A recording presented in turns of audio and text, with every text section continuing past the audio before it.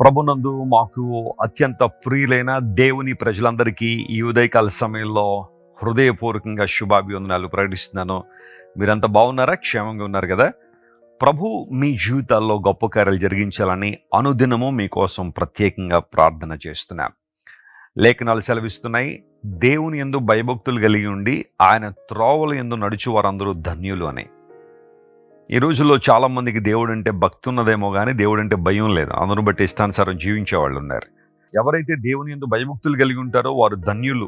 ధన్యులు అంటే కేవలం ఆశీర్వదించబడిన వారు మాత్రమే కాకుండా సంపూర్ణంగా ఆనందించువారని అర్థం కూడా ఉంది. అలాంటి ఆనందాన్ని, ఆశీర్వాదాన్ని మీరందరూ పొందాలనేదే దేవుని సేవకుల యొక్క మా అభిలాష.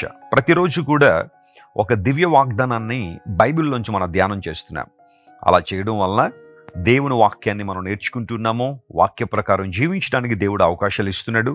వాగ్దానాలే మనకు బలం. శ్రమలు వచ్చినప్పుడు, కష్టం వచ్చినప్పుడు దేవుని వాగ్దానాలను స్మరించుకున్నప్పుడు గొప్ప ధైర్యాన్ని, ఆశీర్వాదం మనం పొందుతాం. ఈరోజు వాగ్దానం కోసం మీరందరూ కనిపెడుతున్నారు కదా. పరిశుద్ధ గ్రంథం ఉంటే తెరవండి. కీర్తన గ్రంథం 30వ కీర్తన 7వ వచనాన్ని మనం చదువుకుందాం. Psalm 30:7.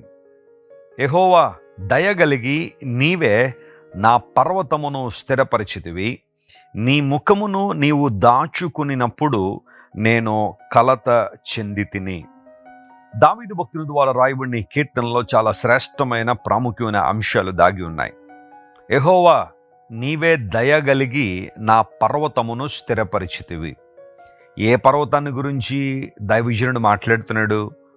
ఆయన పేరు మీద ఏదైనా పర్వతం ఉందా? ఆయనకు సంబంధించిన ఆ భూముల్లో ఏమన్నా కొండలు, పర్వతాలు ఉన్నాయా? వాటిని ఆ దేవుడు స్థిరపరిచింది. దేని గురించి మాట్లాడుతున్నాడంటే, ఇక్కడ పర్వతం అనగా తన జీవితమే. నా జీవితాన్ని నీవు స్థిరపరిచినట్టుగా ఇంకెవరు స్థిరపరచలేదు నాయన.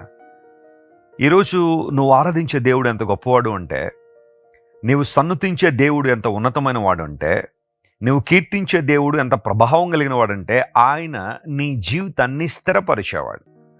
చాలామంది అంటూ ఉంటారు, మీ అబ్బాయి స్థిరపడ్డాడండి అంటే వాళ్ళు ఆ ప్రశ్న అడగడంలో వారి యొక్క ఆలోచన ఏంటంటే, ఏమైనా ఉద్యోగం వచ్చిందా అని, డబ్బులు ఏమైనా సంపాదిస్తున్నాడా. స్థిరత్వం అంటే అదనుకుంటారు చాలామంది.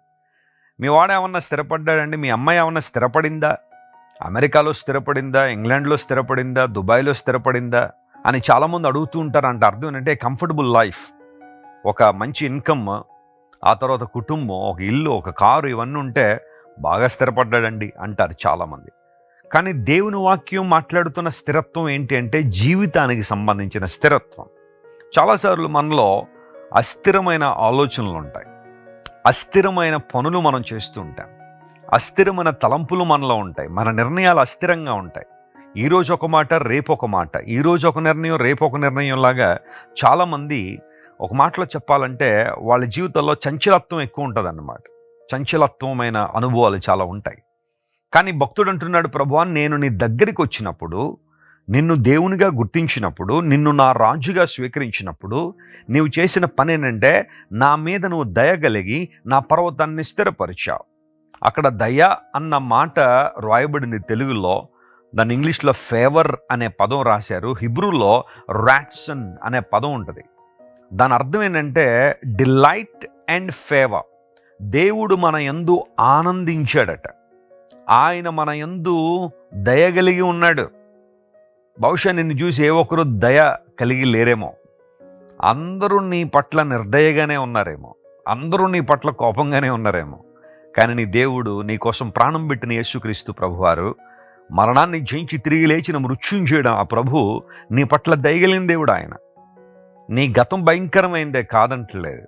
నువ్వు ఇప్పటికి చాలా పాపాలు చేసి ఉండొచ్చు, అపరాధములు చేసి ఉండొచ్చు, కానీ పశ్చాత్తాపంతో నువ్వు దేవుని సందుకు వచ్చినప్పుడు, నీ జీవితాన్ని ఆయన చేతిలో పెట్టినప్పుడు, ప్రభువా ఇకపై నా ఇష్టం కాదు నీ ఇష్టం నా జీవితంలో నెరవేరాలని నువ్వు దేవుని సందులో ప్రార్థన చేసినప్పుడు, ఆయన దయ మరియు ఆయన యొక్క వాత్సల్యం నీ మీద కృమ్మరించబడుతుంది. ఆయన దయగలిగిన దేవుడు కాబట్టి నిన్ను, నీ జీవితాన్ని స్థిరపరిచే దేవుడు. స్థిరత్వం అన్న చోట అమాద్ అనే పదం హిబ్రూలో ఉంటుంది. దానికి అర్థం ఎస్టాబ్లిష్ చేయబడ్డం. దేవుడు మనల్ని ఎస్టాబ్లిష్ చేస్తారట. ఆయన నిన్ను స్థిరపరిచే దేవుడు. ఆయన క్రైస్ట్ టిప్ సెంటర్లో చాలామంది సాక్ష్యాలు చెబుతూ ఉంటారు. ప్రతి ఆదివారం మీలో చాలామంది లైవ్లో పాల్గొనే వాళ్ళు ఉన్నారు. వేలాది మంది ప్రజలు దేవుని ఆరాధించడానికి వస్తున్నప్పుడు నేను కొంతమందితో వ్యక్తిగతంగా మాట్లాడుతూ ఉంటాను.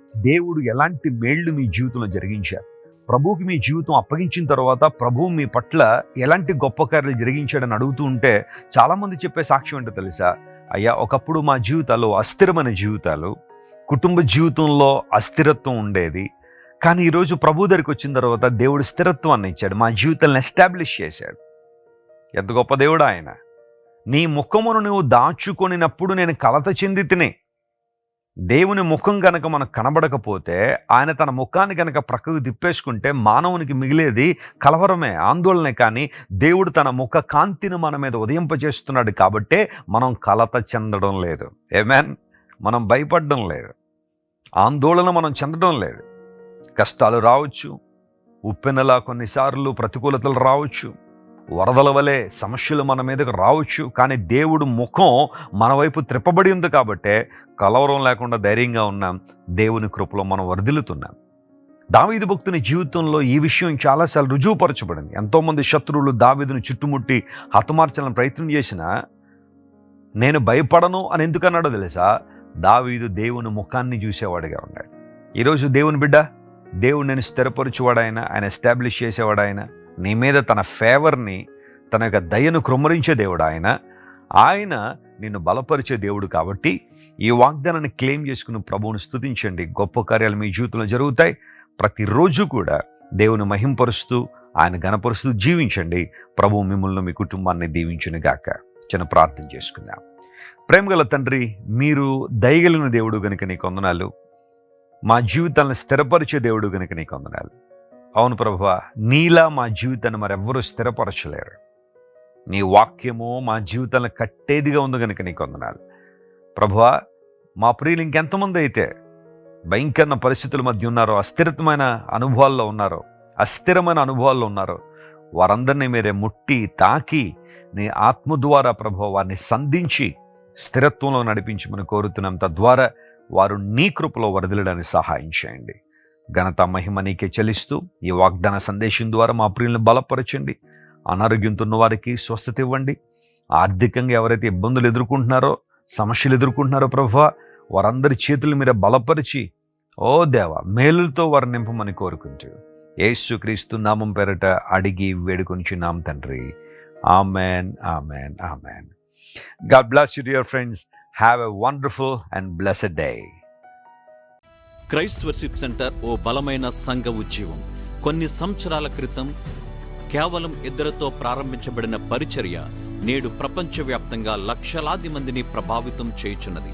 రాజమండ్రి, సికింద్రాబాద్, బెంగళూరు, నెల్లూరు, దుబాయ్, బెహ్రైన్, కరీంనగర్, విశాఖపట్నం, గద్వాల్, కొవ్వూరు, మలకపల్లి, శ్రీలంక, భూటాన్, అడ్డతీగల, పాలమూరు, ఒంగోలు, బళ్ళారి, కోరుకొండ, పోతవరం, నల్లజర్ల, వెంకటరామయ్యగూడెం, మచిలీపట్నం, ఇందిరానగర్లతో పాటు అనేక గ్రామాల్లో క్రైస్ట్ వర్షిప్ సెంటర్ ఆరాధనలు జరుగుచున్నవి. వాక్య సంబంధమైన ఉద్యమంలో, పరిశుద్ధాత్మ సంరక్షణలో కొనసాగాలనుకునే ప్రతి ఒక్కరికి మా ప్రేమపూర్వక ఆహ్వానాన్ని అందిస్తున్నాము. రండి, ఆత్మతో సత్యముతో ప్రభువైన యేసుక్రీస్తును ఆరాధిద్దాం. మీరు ఇంతవరకు విన్న దైవ సందేశం మరియు దేవుని సేవకులు చేసిన ప్రార్థన మీకు ఆశీర్వాదకరముగా ఉన్నదని విశ్వసించుచున్నాము. ఈ సందేశాన్ని మీ స్నేహితులకు, బంధువులకు షేర్ చేయండి. మీకు ఏదైనా ప్రార్థన అవసరత ఉన్నచో మా ఫోన్ నంబర్లకు కాల్ చేయండి. దేవుడు మిమ్మల్ని ప్రేరేపిస్తే విశ్వాసంతో సాగుచున్న ఈ పరిచర్యను ప్రోత్సహించండి. మరిన్ని వర్తమానాలు, పాటలు వినుటకు జాన్ వెస్లీ మినిస్ట్రీస్ అను మా యూట్యూబ్ ఛానల్ను సబ్స్క్రైబ్ చేసుకొనండి. ప్రభువైన యేసుక్రీస్తు కృప మీకు తోడైండును గాక.